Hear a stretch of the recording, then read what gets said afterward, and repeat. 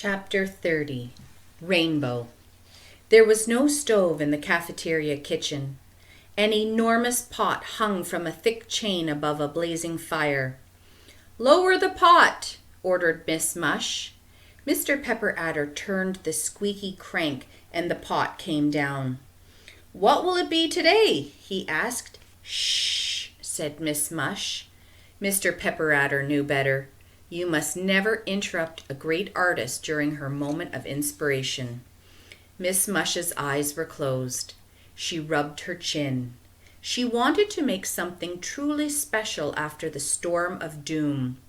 "Rainbow stew," she declared as she raised her wooden spoon high above her head. "Brilliant," agreed Mr. Pepper Adder. "What do we have that's red?" asked Miss Mush. Mr. Pepper Adder looked over his inventory list. "Red cabbage," he said, "beets, strawberries, red peppers." Miss Mush waved the wooden spoon and said, "Toss them in the pot." Flames shot up as Mr. Pepper Adder threw in the ingredients. He had to shield his eyes from the smoke. "What about yellow?" asked Miss Mush. "Yellow squash, bananas, yellow peppers, yellow onions." "Start with the bananas," said Miss Mush, "and then we'll see about the onions." Mr. Pepper Adder started to peel a banana, but Miss Mush stopped him. "The peel is the part that's yellow," she reminded him. "If I wanted white, I would have asked for peeled bananas." "Sorry," said Mr. Pepper Adder. He tossed 57 bushels of bananas, peels and all, into the pot. There was a loud hissing noise as steam filled the room. Some cooks considered things like taste or perhaps nutrition when preparing a meal. For rainbow stew, color was all that mattered. Miss Mush stirred the pot with a large stick. "Perhaps a little black now, for definition," she said. Mr. Pepper Adder read from his list. "Poppy seeds, burnt toast, my shoes." High above them, in Mrs. Jewell's class, several children held their noses. "What's that smell?" asked Calvin. "Miss Mush must be cooking something," said Bebe. "It smells like shoes," said Myron. DJ sniffed. "Black shoes," he said, "with hard soles and no laces." "You can smell the laces?" asked Kathy. "No," said DJ. "I just told you there weren't any laces." Mr. Kidswatter's voice came over the speaker. "Good morning, students. It's another great day here at..." There was the sound of paper rustling. "Wayside School. For lunch today, Miss Mush will be serving rainbow stew. It will be the greatest lunch ever." 15 floors beneath them, Miss Mush felt her stomach tighten. She, too, heard Mr. Kidswatter's morning announcement. Now the pressure was on. She climbed a ladder and stared down into the bubbling pot. Her face was covered with soot and sweat. "Something orange," she decided. "How about oranges?" suggested Mr. Pepper Adder. "Too obvious," said Miss Mush. "Carrots?" "I suppose," said Miss Mush, although carrots didn't feel right to her. Inspiration struck. 18 pumpkins!" she exclaimed. Each pumpkin made a giant splash as Miss Mush and Mr. Pepper Adder took turns tossing them into the pot. After all the pumpkins were added to the stew, a tiny smile crept across Miss Mush's face. It was a smile that all great artists know well. After years of self-doubt, she started to believe that she was on the verge of creating something truly wonderful. But it was just a quick smile and then back to work. The doubts always return. The lunch bell kaboinked and the children descended upon the cafeteria. "Rainbow stew," said Benjamin. "It sounds like it could be good." "Don't let the name fool you," warned Todd. "The better the name, the worse it tastes." "Remember when she made Midnight Madness?" asked Paul. "Don't even say it," snapped Leslie. I was up all night running around in circles." Miss Mush and Mr. Pepper Adder stood shoulder to shoulder as the children lined up. They had finished the stew only moments before. "I hope they like it," Miss Mush whispered.